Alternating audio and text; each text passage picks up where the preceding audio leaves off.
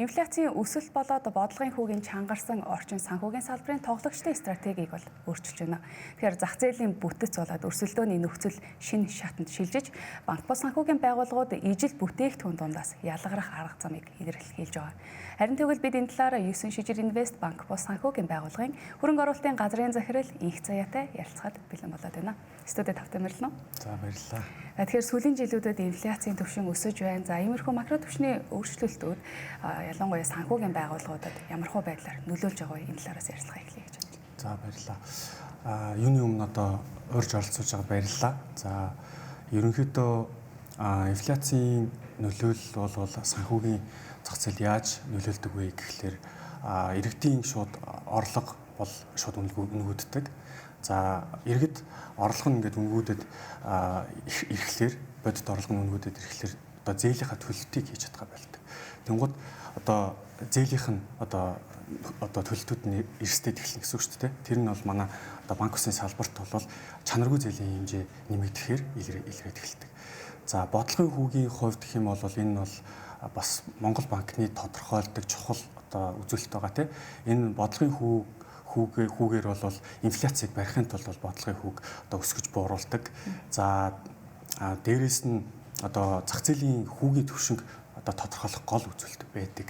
Тэгэхээр энэ бодлогын хүүгийн инфляц хоёр маань бол ер нь эерэг холбоотой. За инфляц өндөр байх юм бол бодлогын хүү өндөр байна. За инфляц буурах юм бол бодлогын хүүг бууруулдаг тийм. За тэгэхээр бодлогын хүү өндөр байх юм бол банк ус санхүүгийн байгууллагт яаж нөлөөлдөг вэ гэхээр шууд одоо их үүсвэрийн татан одоо их үүсвэрийн зардал нэмэгдэж явчихдаг. Тэгэхээр бид одоо их үүсвэрийн зардал нэмэгдэх юм бол ашиг орлого нь одоо ашигын маржин буураад ингэ явчихдаг. Ашигт ажиллагаа нь буураа явчихдаг гэсэн үг. Тэгэхээр одоогийн байдлаар бол бодлогын хүү бол 12% таа байна. Сая Монгол банкны бодлогын хүүгийн хурлаар бол 12%-аар нь хэвээр нь хадгалахаар шийдлээ. За энэ нь бол зах зээлд бол эерэг нөлөө одоо сигнал тохио өгч байна тий. Одоо бодлогын хүү доктортой байх юм чинь зээлийн хүү ч гэсэн доктортой байх юм байна гэсэн сигнал өгч байгаа. За инфляцийн хувьд гэх юм бол 3 дугаар сарын байдлаар энэ 26 оны 3 дугаар сарын байдлаар 7.4% гарсан.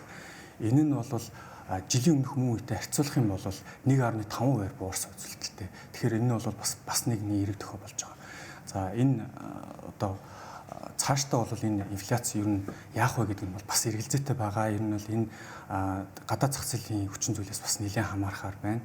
За энэ одоо геополитикийн нөхцөл байдал одоо доктортой байх юм бол одоо газрын тосны үн өсөхгүй доктортой байж одоо манай одоо хүнсний бараа бүтээгдэхүүн үн өсөхгүй байх тийм нөхцөл байдал үүснэ.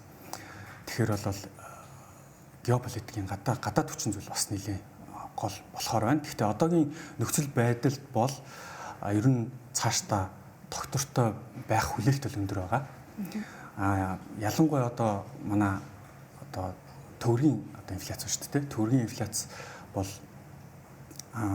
ер нь бол доктортой байх хүлээлттэй байгаа. Яагаад тэгэхээр гаднаас одоо урсаж орж ирж байгаа валютын урсгал бол одоо нэмэгдэж байна.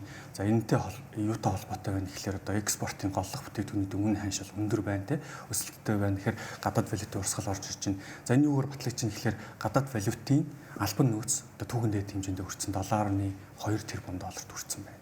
Тэгэхээр бол эндээс харахад төгрөг бол цаашдаа доктортой байх хүлээлттэй байна. Тэгэхээр ард иргэд одоо хөрөнгө оруулагч нар бол төгрөг одоо суурилсан төгрөгийн хөрөнгө оруулалт хийхэд илүү бас үр өгөөжтэй харагдаж байна. Нийт эзэсгийн өсөлт бас цаашдаа ч гэсэн эерэг бас төр зурагтай харагдаж байна гэж хэлэх гээд юм. Тэгэхээр одоогийн байдал хадгалагдвал. Харин одоо сүүлийн 2 сарыг бол тооцохгүйгээр сүүлийн жилийн хугацаанд гэж үзвэл ер нь зах зээлийн төлөв байдал ямар хөө байдлаар өөрчлөгдсөн бэ? Бүтцийн хувьдаас асуумаар байна л та. За бүтцийн хувьд гэх юм бол банк ус санхүүгийн байгууллагын бүтцийн хувьд бол одоо нийтдээ 575 банк ус санхүүгийн байгууллага үйл ажиллагаа явуулж байна. За эдгээр банк ус санхүүгийн байгууллагын одоо топ 20 банк ус санхүүгийн байгууллага нь нийт актив хөрөнгийн 60% эзэлж байгаа. За үүнээс одоо эдгээр одоо санхүүгийн байгууллагуудын нийт активын хэмжээ нь одоо 9.1 их найдад хүрсэн явж байна. Зээлийн үлдэгдлийн хэмжээ бол 7.2 их найдад хүрсэн байдалтай явж байна.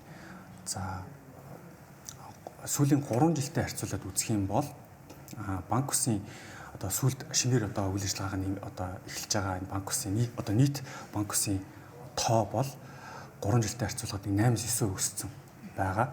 За нийт активын хэмжээ болохоор 94.3% өссөн байна.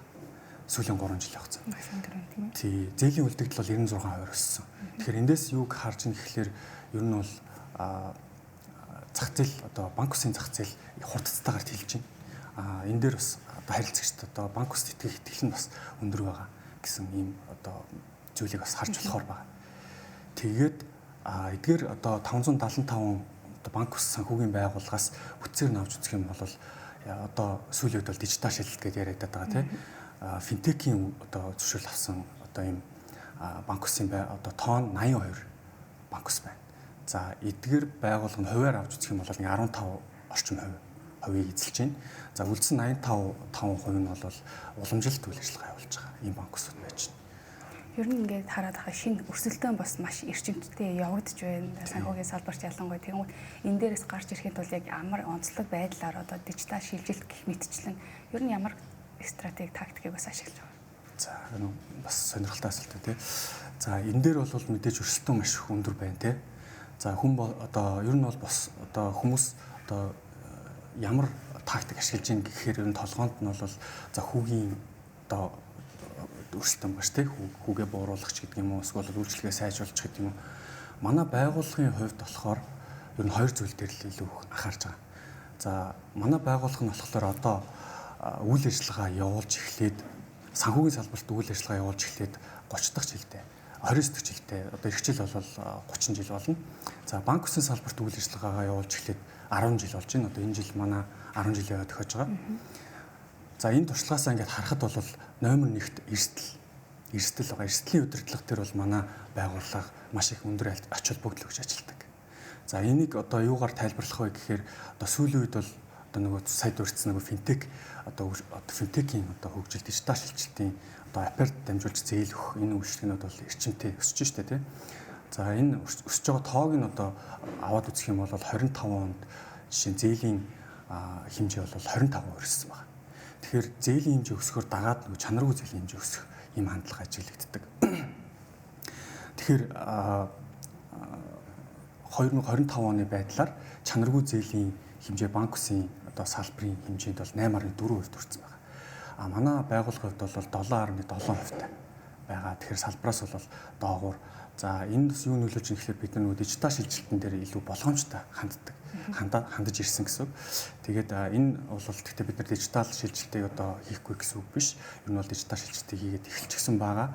За тэгвэл бид нар юуг шууд одоо зээл гаргахаас илүүтэйгээр эхлээд харилцагчийн одоо үйлчлэгээ, харилцагчийн туршлагыг сайжруулъя гэж зорж байгаа.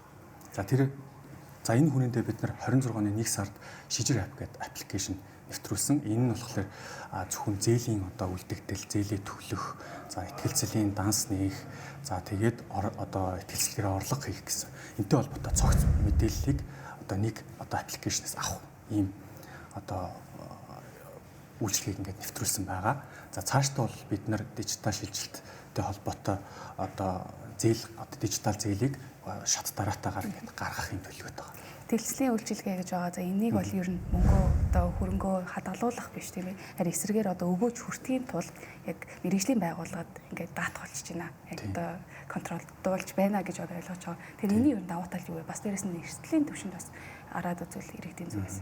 Зөв. Одоогор бол 91 одоо 575 одоо банк ус санхүүгийн байгууллагаас 91 нь итгэгчлийн зөвшөөрөлтэй байгаа.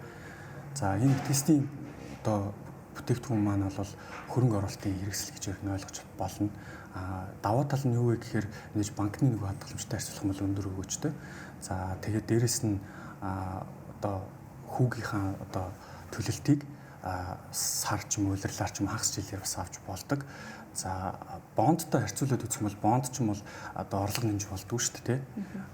Зөв байгаа бонд бодлож авдаг бол итгэлцлийн бүтээгдэхүүн дээр бол орлогоо нэмээд явж болдог. Тэгээд одоо улирлаар аваад тэрийг бас нэмээ явах боломжтой байдаг. Гэдгээрээ даваа талтай. Тэгэхээр хөрөнгө мөнгийг ер нь зөвхөн хадгалуулах биш бас зөв эргэлтэнд нь оруулах юм бол аль аль талдаа бас ашигтай өвчтэй гэдгийг бас хэллээ. Тэгэхээр ирэх хүрсэн гэж ярилцсан танд баярлалаа. Бид 9 шижир инвест банк бус санхүүгийн байгууллагын хөрөнгө оруулалтын газрын захирал их заяатай ярилцлаа. За баярлалаа.